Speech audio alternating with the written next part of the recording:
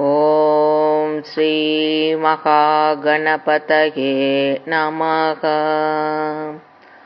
ஓம் ஸ்ரீ சரஸ்வத்யை நமக. ஓம் ஸ்ரீ குருப்யோ நமக. ஹரி ஓம். அபிராமி அந்தாதி 47வது பாடல். வாழும் முறை.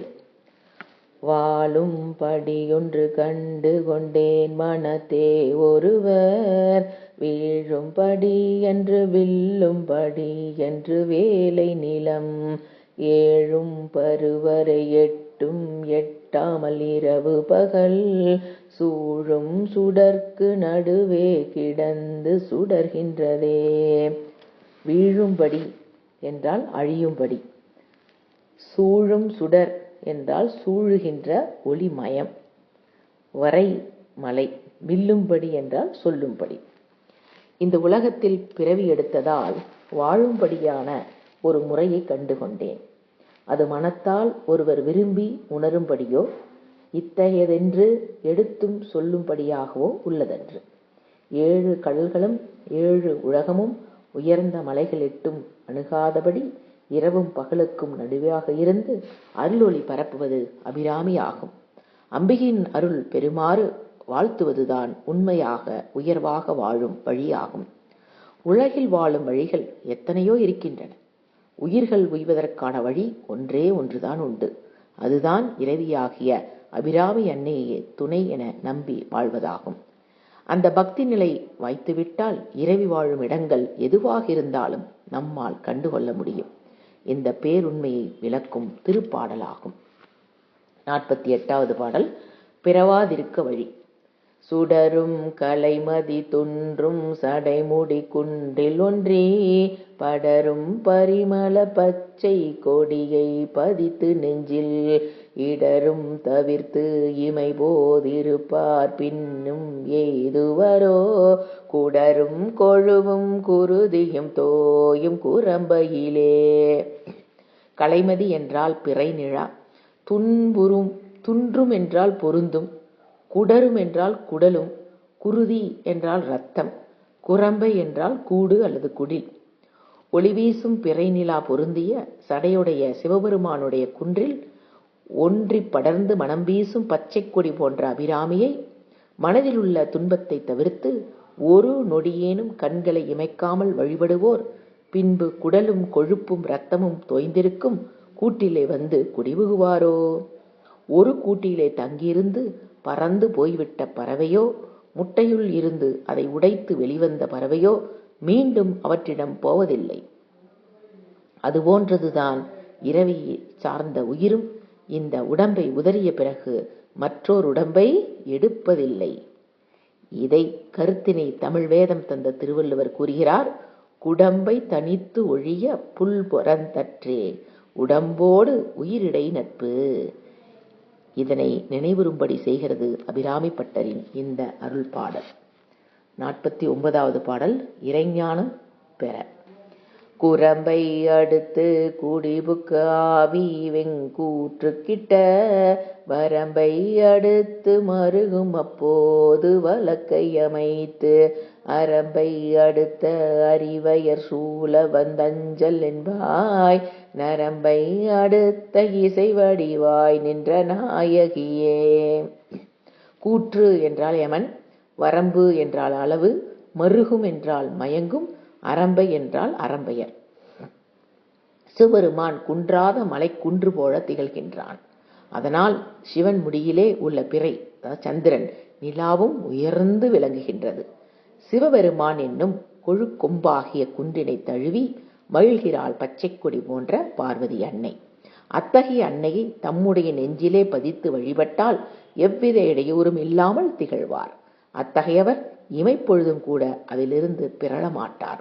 அத்தகைய நிலையை உடையவர்கள் இந்த பிறவி முடிந்த பிறகு இன்னொரு பிறவியை எய்தவே மாட்டார்கள். இரவியை நெஞ்சிலே பதித்து வணங்காதவர்கள் தாம் மீண்டும் பிறவியெடுப்பார்கள்.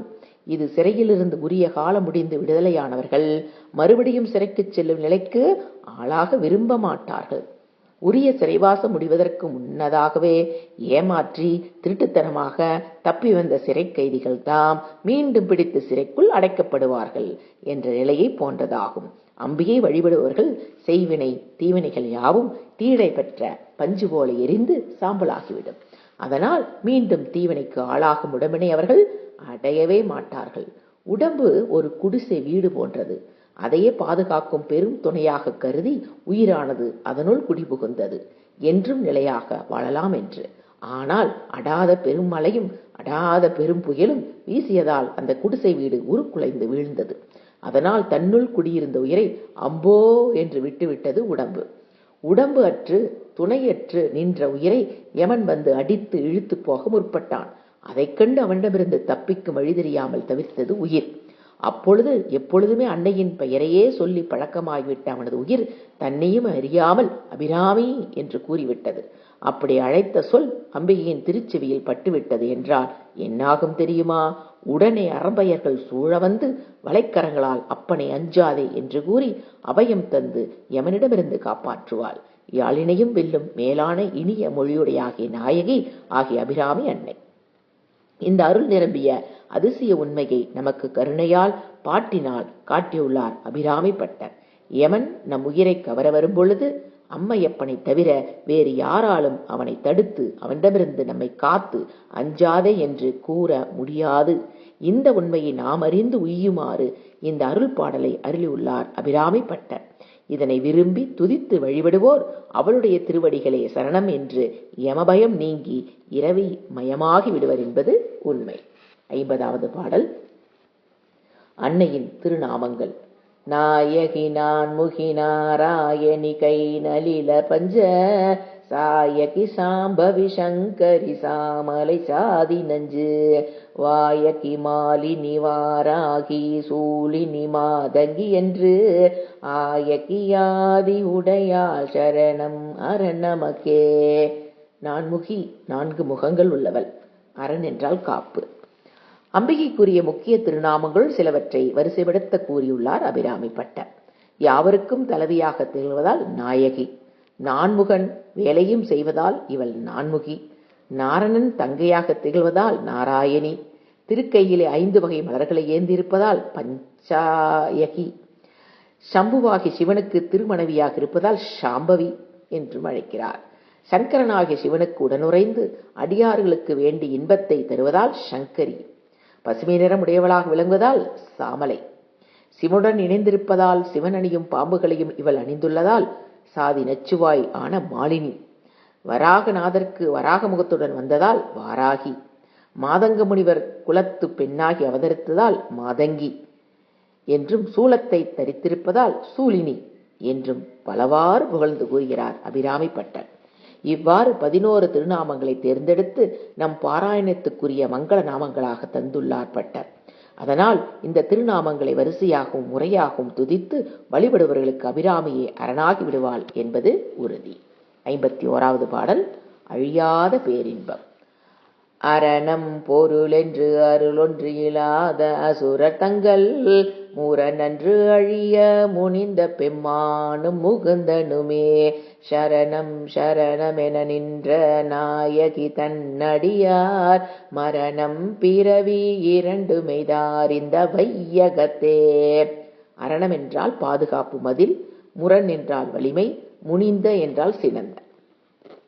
வித்யுன்மாலி, தாரகாச்சன், வாணனன் என்ற 3 அசுரர்கள் இருந்தார்கள். அவர்கள் இரக்கமே இல்லாத கொடியவர்கள். அவர்கள் இரும்பு, வெள்ளி, தங்கம் ஆகிய 3 பறக்கும் கோட்டைகளை அமைத்திருந்தார்கள். அவற்றிற்கு முப்புறங்கள் என்ற பெயரும் உண்டு. நினைத்த போது நினைத்த இடங்களுக்கு சென்று அந்த கோட்டைகளை அந்த இடங்களில் இறக்கி அடியோடு அழியும்படி செய்து விடுவார்கள். அப்படி செய்வதிலே அவர்களுக்கு தனியான மகிழ்ச்சி, தலைகணத்த செருக்கு.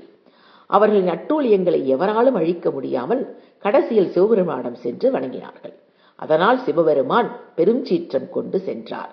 கையிலே மேரு மலையை வில்லாக இருந்தாலும் அதனை பயன்படுத்தாமல் கோபம் பொங்கி ஒருமுறை சிரித்தார். அடுத்த நொடியே அந்த அரக்கர்கள் 3 கோட்டைகளும் எரிந்து சாம்பலாகிவிட்டன. அத்தகைய பேராற்றலும் பெரும் வெற்றியும் படைத்தவர் சிவபெருமான். அதேபோல் திருமால் எடுத்த அவதாரங்களில் எல்லாம் இரண்யன், ராவணன் முதலானவர்களை அடியோடு அழித்து மாபெரும் வெற்றி கண்டவர். அத்தகைய சிவனும் திருமாலுமே உமாதேவிடம் வந்து சரணம் சரணம் என்று தாளில் வீழ்ந்து வணங்கி நின்றார்கள். அத்தகைய பெருமையுடையவள் அபிராமி நாயகி. சிவனும் திருமாலும் எதற்காக தேவியின் திருவடியில் வந்து வணங்கினார்கள்? கடுமையான தவங்கள் செய்து மிக கொடிய வரங்களை பெற்றிருந்தான் எருமைத்தலை உடைய மகிஷாசுரன் என்ற அரக்கன். சிவன், திருமால், பிரம்மா, இந்திரன், தேவர்கள் முதலிய யாவராலும் வெல்லவோ கொல்லவோ முடியாத வரங்களை பெற்றிருந்தான். அதனால் அவன் மூவர் உலகங்களுக்கும் சென்று படாத பாடுபடுத்தி சிறைவிடித்து சித்திரவதையும் செய்தான். அதனால் மகிஷாசுரன் கொடுமையை தடுக்க முடியாமல் தேவரும் மூவரும் செயலிழந்து வேதனைப்பட்டனர். அந்த சமயத்திலேதான் சிவனும் திருமாலும் தேவியிடம் வந்து மகிஷாசுரனை வதைத்து எங்களை போன்றவர்களை காப்பாற்ற வேண்டும் என்று அவள் திருவடியிலே சரணம் புகுந்தார்கள்.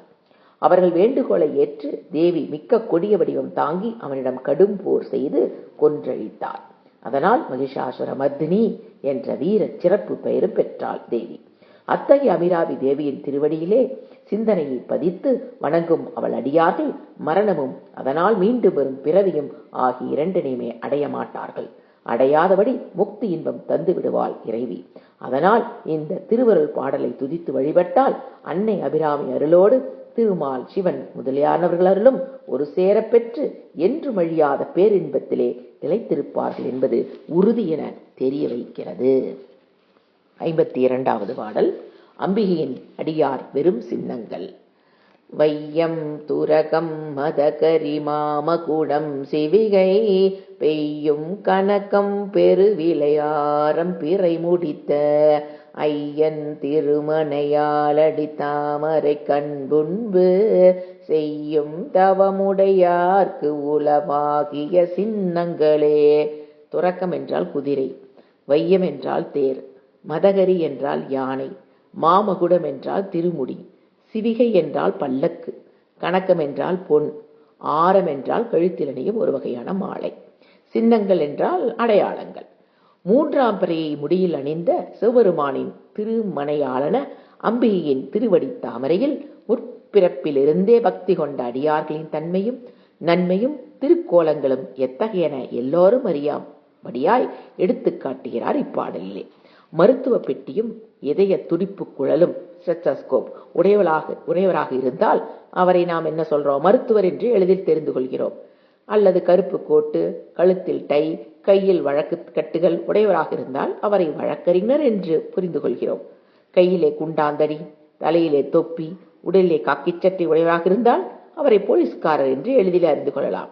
அதுபோல அபிராமியின் அடியார்களாக உள்ளவர்கள் தேர், குதிரை, யானை, தலையில் மகுடம், மற்றவர் கட்டும் கப்பமாக திரைப்பொருள், பல்லக்கு, விலை மதிக்க முடியாத பொன் மாலை, முத்து மாலை முதலியவற்றை பெற்றவர்களாக திகழ்வார்கள். இவற்றை ஒட்டுமொத்தமாகவோ தனித்தனியாகவோ பெற்றவர்களாக திகழ்வார்கள் அன்னையின் அடியார்கள் என்பது இப்பாடலின் உட்பொருள். இத்தகைய செல்வங்கள் மன்னர்களுக்கு உரியனவாகும். அதனால் அம்மையின் அடியார்கள் மன்னராகவும் நிலை பெறுவார்கள், பெரும்படி செய்வாள் என்பது குறிப்பு. 53வது பாடல். தவப்பயன் பெரும்படி. சின்னஞ்சிறிய மருங்கினில் சாத்திய செய்யப்பட்டும் பெண்ணம் பெரிய முளையும் மாரமும் பிச்சி மொய்த்த கண்ணங்கரிய குழலும் கண் மூன்றும் கருத்தில் வைத்து தன்னந்தனியிருப்பார்க்கிது போலும் தவமில்லையே. மருக்கு என்றால் இடை, சாத்திய என்றால் அணிந்த, பெண்ணம் என்றால் மிக பெரிய. எந்த ஒரு பொருளை ஆழ்ந்து நோக்குகிறோமோ, அடிக்கடி பார்க்கிறோமோ, அந்த பொருள் நம் முகத்திலும் தெரியும், அகத்திலும் தெரியும். அதாவது முகக்கண்ணிலும் தெரியும், முகக்கண்ணை மூடிவிட்டால் அகக்கண்ணிலும் தெரியும். நாம் முக்கியமான இயற்கை அழகு மிகுந்த இடங்களுக்கு போய் பார்த்து வந்த பிறகு நாம் எந்த பொருளை மிகுந்த ஆவலோடும் அக்கறையோடும் ஆழ்ந்து நோக்கி பார்த்து வந்தோமோ அது நம் மனதில் நன்கு பதியமாகிவிடும். அப்படி மனதில் பதியமாகிவிட்டால் பிறகு மனக்கண்ணிலே அது நன்கு தெரியும். அப்படி தெரிய தொடங்கிவிட்டால் பிறகு அந்த பொருள் உள்ள இடத்திற்கு செல்ல வேண்டாம், நாம் இருக்கும் இடத்திலேயே இருந்து அதை பார்த்து கொள்ளலாம். அதாவது அது நம்மிடமே வந்து இருந்து விடுகிறது, நமக்குரிய பொருளாகவும் அது ஆகிவிடுகிறது. அதனால்தான் நாம் நினைத்த பொழுதெல்லாம் சிரமமே இல்லாமல் பார்த்து மகிழ முடியும். அதனால் இறைவனை முகக்கண்ணால் காண்பதை விட அகக்கண்ணால் காண்பதே சிறந்த ஆனந்தம் என்கிறார். அதற்குரிய வழிபாடு தனித்திருந்து செய்யும் தியானம். அதாவது முகக்கண்ணை மூடிக்கொண்டு அகக்கண்ணாலே மனக்கண்ணால் காண வேண்டும். அவ்வாறு காணும் பயிற்சியும் முயற்சியும் தான் தியான வழிபாடு என்பது. இதனை திருமூலர் முகத்தின் கண் கொண்டு பார்க்கின்ற மூடர்கள் அகத்தின் கண் கொண்டு பார்ப்பதே ஆனந்தம் என்கிறார். அதனால் அபிராமி அன்னையை தியானத்தால் மனக்கண்ணால் கண்டு பதித்து வழிபடுவதே தவத்துள் எல்லாம் சிறந்த தவம். அபிராமியை மனத்துள் பதிய வைக்கும் வழியையும் கூறுகிறார். அன்னையின் திருவடிவத்தை அங்கமாக ஒவ்வொன்றாக முதலிலே மனதில் பதித்துக் கொண்டு வந்தால் கடைசியில் அம்மையின் முழு வடிவழகையும் அகக்கண்ணில் பார்த்து மகிழ முடியும். மகிழும்படியாக அன்னை திருவருள் தரிசனம் தருவாள் என்பது உண்மை, உறுதி. அதை கடைபிடிக்கும் வழியையும் பாட்டிலே காட்டுகிறார் அபிராமி பட்டர். அழகிய அம்பிகையின் சின்னஞ்சிறிய இடையும் அதில் அணிந்துள்ள செந்நிற பட்டு புடவையும் பெரிய இரு தனங்களும் அதன் மீது அணிந்துள்ள அழகிய முத்துமாலையும் பிச்சி பூச்சுடைய கண்ணங்கரை கூந்தலும் 3 விழிகளையும் சிந்தையில் வைத்து மனக்கண்ணால் தனித்திருந்து வார்த்து மகிழ்வதை விட பெரிய தவம் வேறில்லை. இந்த மேலான தத்துவ கருத்தை வெளிப்படுத்தியுள்ளார் அபிராமி பட்டர். அதைக் கண்டு மகிழ்ந்து பயன்பெறுவோம். முகக்கண்ணால் கண்டு வழிபடுவது கேமராவால் படம் எடுத்த நெகட்டிவ் போன்றது. அகக்கண்ணால் கண்டு வழிபடுவது பிரிண்ட் எடுத்து பார்ப்பதை போலாகும். 54வது பாடல். வறுமையே வராதிருக்க என்ன வழி? இல்லாமை சொல்லி ஒருவர் தம்பால் சென்று இழிவுபட்டு நில்லாமை நெஞ்சில் நினைக்குவீரேல் நித்தம் நீடுதவம் கல்லாமை கற்ற கயவர் தம்பால் ஒரு காலத்திலும் செல்லாமை வைத்த திரிபுரை பாதங்கள் சேர்மின்களே. இல்லாமை என்றால் வறுமை, இழிவுபற்று என்றால் அவமானப்பட்டு, கயவர் திருடர்கள். சந்தனத்தின் மனம் பன்னீர் தண்ணீருடன் சேர்ந்து அரைக்கும் போது மேலும் நறுமணமாக கமழ்கிறது. அதே சந்தனத்தை சாக்கடை நீரில் கரைக்கும் பொழுது சந்தனம் நறுமணத்தை அடியோடு இழந்து மதிப்பிழந்து அவமதிப்படைகிறது. அதுபோல ஒருவருடைய பெருமை, கௌரவம் எதுவரை நிலைத்திருக்கும்? தன்னுடைய வசதி இல்லாமையை, வறுமையான தரித்திர நிலையை ஒருவிடம் போய் சொல்லாதவரை அவர் கௌரவம் நிலைத்திருக்கும், பிழைத்தும் இருக்கும். தாங்க முடியாத வறுமை, பசித்துயரம் வந்துவிட்டால் அதை போக்கிக் கொள்ள வழி என்ற கருதி ஈயாத கருமையிடம் போய் தன் ஏழ்மையின் நிலையை கூற நேர்ந்துவிட்டால் அவருடைய தன்மானம் பெருமை எல்லாம் அடியோடு தகர்ந்து போய் அவமானத்துக்கு ஆளாகி இழிவை அடைவர். அதை இல்லாமையாகிய வறுமையின் கொடுமை வந்துவிட்டால் தன்மானம், தன் மதிப்பு எதையும் பார்க்காமல் அடுத்தவரிடம் போய் அவர் தகுதியற்றவராக இருந்தாலும் யாச்சகமாக உதவியை நாணமின்றி வாய்விட்டு கூறி கேட்கச் செய்யும். பிறரிடம் யாசிப்பது எஞ்சான் உடமையும் 6 சான் அளவுக்கு சுருக்கி குறுகிக் கொண்டு கேட்கும்படியான அவநிலையை தந்துவிடும். வறுமை அடைந்தவரிடம் யாரும் தேடி வந்து உதவி வேண்டுமா என கேட்கவும் மாட்டார்கள், உதவும் மாட்டார்கள். செல்வரை தேடி போய் வசதியற்ற தன் வறுமை நிலையை வாய்விட்டு கூறி யாசிக்க வேண்டும். அத்தகைய அவல நிலையையும் அவமான நிலையும் தருவது உதவும் மனம் இல்லாதவிடம் போய் உதவி கேட்பதுதான். பிறரிடம் யாச்சகம் உதவி என்பது கேட்கும்போது தெய்வம் கூட குறுகித்தான் செல்லும் நிலை ஏற்படும்.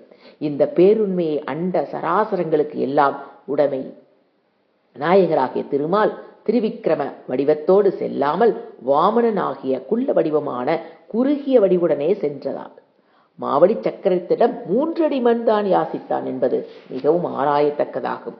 அதனால் யாசிப்பதாகிய இழிவு நிலை யாருக்கு ஏற்படும்? எப்பொழுது ஏற்படும் தெரியுமா? அபிராமி அம்மையை பரிபூரணமாக நம்பி அவள் திருவடியிலே சரணம் புகாதவர்களுக்குத்தான் இத்தகைய இழிநிலை ஏற்படும். அம்மையை வணங்கியவர்களுக்கு ஒரு காலம் இத்தகைய இழிநிலை ஏற்படாது, ஏற்படுமாறு விடமாட்டாள் திரிபுர சுந்தரியான அபிராமி. ஏராளமான பொருள் உடையவர்களாக இருந்தாலும் அவர்களும் தவம் செய்து வரம் பெற்றார்கள். அவர்கள் தவம் செய்து அப்படி என்ன பெற்றார்களாம்? உதவி என்று வந்தவர்களுக்கு ஒன்றையும் கொடுக்காத மனத்தை தரும்படி பெற்றார்களாம். பொருளை தருவதிலே மட்டும் இவர்களுக்கு கஞ்சகராக இல்லாமல் தாம் பெற்ற கல்வி அறிவை கூட மற்றவர்களுக்கு கொடுக்காத கஞ்சர்களாக சிலர் இருப்பார்கள். அவர்களை கரவராக்கி கல்வியுள்ளார் என கூறி அவரிடம் என்றும் செல்லாத நிலைக்கு தந்திரள வேண்டும் என்று பிரார்த்திக்கிறார் அருணகிரிநாதர். கரவாகிய கல்வியுள்ளார் கடை சென்று இரவா வகை மெய்ப்பொருள் ஈகுவையோ என்று அவரின் அனுபூதியால் நன்கறியலாம். பொருளுடையார் என்பவர் யார்? அவர் தம்மை என்ன என்பதை யாவரும் புரியும்படி கூறியுள்ளார் கவிஞர் தமிழ்முடி.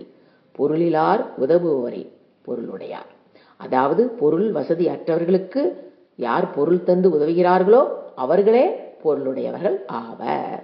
வசதியற்றவருக்கும் வறுமையில் உள்ளவர்களுக்கும் கொடுத்து உதவ வேண்டும் என்பதற்காகவே இறைவன் ஒருவரிடம் பொருளை கொடுத்து பணக்காரர் செல்வந்தர் என்ற நிலையை அடையும்படி செய்துள்ளார். அவ்வாறு இறைவன் கொடுக்கும்படி கொடுத்த செல்வத்தை கொடுக்காதவர்களுக்கு இறைவன் எத்தனை தண்டனை தருவார் தெரியுமா? கொடிய நரகத்தை தருவாராம். இதை பெருமான் இறப்பவர்களுக்கு ஈய வைத்தார், ஈப்பவர்களுக்கு அருளும் வைத்தார், கரப்பவர் தங்கட்கெல்லாம் கடு நரகங்கள் வைத்தார் என்று பாடல் கூறுகிறது.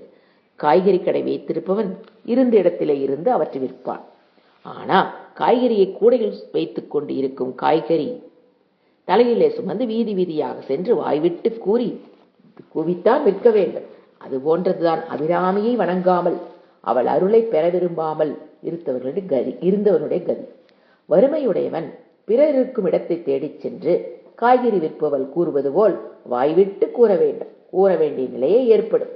அதனால் தான் ஒருவர் தம்பால் சென்று இல்லாமையை சொல்லி அதனால் இழிவுபட்டு நிற்கும் நிலை ஏற்படுகிறது. இந்த இழிநிலை வராமலே செய்து வேண்டிய பொருள் செல்வத்தையும் அருள் செல்வத்தையும் நாம் கேளாமலே அருளி உவப்பும் உய்வும் பெற செய்வாள் அபிராமி. அதற்கு நாம் செய்ய வேண்டுவதுதான் என்ன? அபிராமி திருவடிகளே சரணம் என்று நம்பி வழிபடுவதே ஆகும். இதைத்தான் மகாகவி பாரதியார் நம்பினோர் கெடுவதில்லை நான்மறை தீர்ப்பு, அம்பிகையை சரண் புகுந்தால் அதிக வரம் பெறலாம் என்ற அற்புதமான அருள் பாடலால் யாவரும் அறிந்து பயன்பெறுமாறு கூறியுள்ளார். அபிராமி பட்டரின் இந்த அருள் பாசுரத்தை அனுதினமும் துதித்து வழிபடுவோர் எக்காலத்திலும் வறுமைக்கு ஆளாக மாட்டார்கள், எவரிடத்தும் போய் உதவி கேட்கும் நிலைமைக்கும் ஆளாக மாட்டார்கள் என்பது முற்றிலும் உண்மை. அபிராமி அன்னையை நெஞ்சாலே நினைத்தாலே போதும், வறுமையும் பிறரிடம் சென்று யாசிக்காத பெரும் செல்வத்தையும் தந்தருள்வாள். இதனை நெஞ்சில் நினைக்குவிரேல் என்ற அடியால் உணரச் செய்துள்ளார் பட்டர். 55வது பாடல். தேவையே இல்லாமல் செய்பவர்.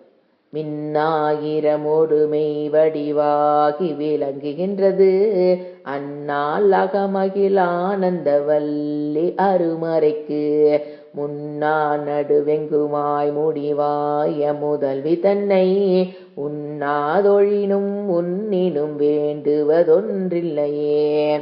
உண்ணாது என்றால் நினையாது, உன்னினும் என்றால் நினைப்பினும். அன்னாள் என்பது அத்தகையவள். மருத்துவரிடம் போய் மருந்து வாங்கி உண்பவர் நோய் தீர்ந்து நலம் பெறுவார். ஆற்றிலே சென்று குளிப்பவர் உடல் அழுக்கு நீங்கி தூய்மையும் உற்சாகம் பெறுவார். உணவு உண்பவர் பசி நீங்கி மகிழ்ச்சி அடைவார். அதுபோல அபிராமி அன்னை நினைத்து வழிபட்டவர் வேண்டிய பெருமையும் புகழும் பெறுவர். ஆனால் அம்மைக்கு என்ன தேவை என்று நினைப்பதே இல்லை. அவள் எதிர்பார்ப்பதை நம்மால் தரவும் முடியாது. அவள் திருவிடையை வணங்கினாலும் வணங்காவிட்டாலும் அதனால் இரவிக்கு எந்த விதமான பயனும் ஏற்பட போவதில்லை. கங்குகரை இல்லாத கடலுக்கு சிறு கால்வாய் வெட்டி நீர் பாய்ச்சுவதனால் கடல் நிறைவடையுமா என்ன? அது போன்றதுதான் நம்மால் அபிராமி அன்னை வெறும் பயனும். பின் ஏன் அன்னையை வணங்கி வழிபட வேண்டும் என்றால், சிறிய கால்வாய் ஆனாலும் கடலை சேர்ந்து விட்டால் பிறகு அது வற்றாது, என்றுமே வாழ்ந்திருக்கும் அல்லவா? அதுபோலதான் அபிராமி வழிபட்டு வாழ்பவர்கள் இனி பிறவாத நிலையும் பேரின்பத்தையும் பெறுவார்கள். அதனால் அபிராமி அன்னையை அகம் உருகி வழிபட்டு ஆராதியுங்கள் என்று நம்மை ஆற்றுப்படுத்துகிறார் அபிராமி பட்டர். எப்படி? 1000 கோடி மின்னல் ஒன்று திரண்டது போல் விளங்குகின்ற ஒளிமயமானவள். பக்தர்கள் செய்யும் வழிபாட்டை ஏற்று அகம் மகிழ்ந்து அருள்பவள் அபிராமி. வேதங்கள் அனைத்திற்கும் முதலும் நடுவும் முடிவுமாய் விளங்குவள் முதல்வி. அதனால் அவளை போற்றி பேரானந்தம் பெறுக என்கிறார். நாம் அன்னையை நினைத்து செம்மையாக வழிபட்டாலும் வழிபடாவிட்டாலும் அவை இரண்டையும் ஒன்று போல கருதி உபகரிப்பவள் அபிராமி. நாரும் சாக்கடை ஆற்றையும் புனிதமான கங்கை ஆற்றையும் ஒன்று போல ஏற்று தன்மயமாக்கி தன் நிலையிலே என்றும் போல இயக்கும் கடல் போன்றவள் அம்பிகை. 56வது பாடல். சகல பாக்கியங்களும் பெற. ஒன்றாய் அரும்பி பலவாய் விரிந்து உலகெங்குமாய் நின்றால் அனைத்தையும் நீக்கி நிற்பால் என் தன் நெஞ்சின் உள்ளே பொன்றாது நின்று புரிகின்றவாயிப் பொருள் அறிவார் அன்றால் இலையில் துயின்ற பெம்மானும் என் ஐயனுமே. பொன்றாது என்றால் நீங்காது, அழியாது. துயின்ற என்றால் உறங்குகின்ற. மரத்தில் ஒரு பூ உண்டாகும் போது அது ஒரு பொருளாகத்தான், பூவாகத்தான் தெரிகிறது. ஆனால் அதுவே பிறகு பிஞ்சாக ஆகிறது. அவ்வாறு பிஞ்சானதும் பிறகு காயாக மாறுகிறது. காயான பிறகு அது பழமாக இருக்கிறது. பழமாக இருக்கும் வரையில் அது மரத்திலேயே ஒட்டி இருக்கும். அது பழமானது மரத்திலே இருந்து பிரிந்து விழுந்துவிடும். என்றாலும் இவை யாவும் ஒரு பூவிலே இருந்து உண்டானது.